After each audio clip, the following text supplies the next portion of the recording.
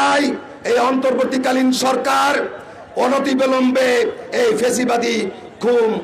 গুণের প্রধান হোতা হাসিনা সহ তার দোসরদের অবিলম্বে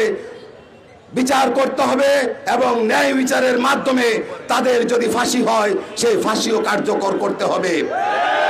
প্রিয় বন্ধুরা, আপনারা যারা সামাজিক যোগাযোগ মাধ্যমে দেখেছেন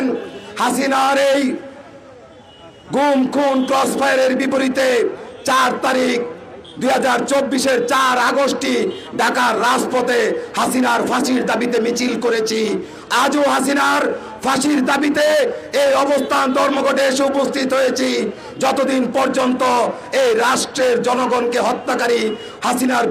বিচার কার্যকর না হয়, যতক্ষণ পর্যন্ত না এই দেশের মানুষের ভোটের অধিকার প্রতিষ্ঠিত না হয়, যতক্ষণ পর্যন্ত না গণতন্ত্র সুনিশ্চিত হয়, স্বাধীনতা সার্বভৌমত্ব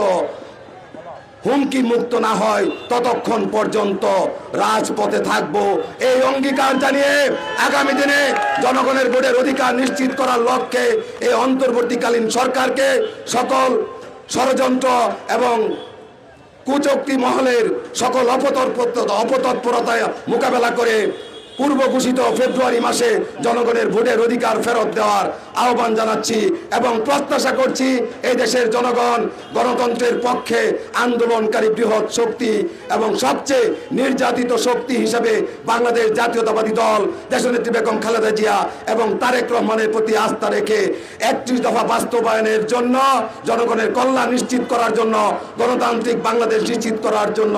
আমাদের নেতা জনাব তারেক রহমানকে আগামী দিনে রাষ্ট্র পরিচালনা সুযোগ করে দিবেন। সেই প্রত্যাশায় জাতীয়তাবাদী শক্তির সকল সদস্যকে সেই পর্যন্ত সজাগ থাকার আহ্বান জানিয়ে আজকের মতো বক্তব্য এখানে শেষ করছি।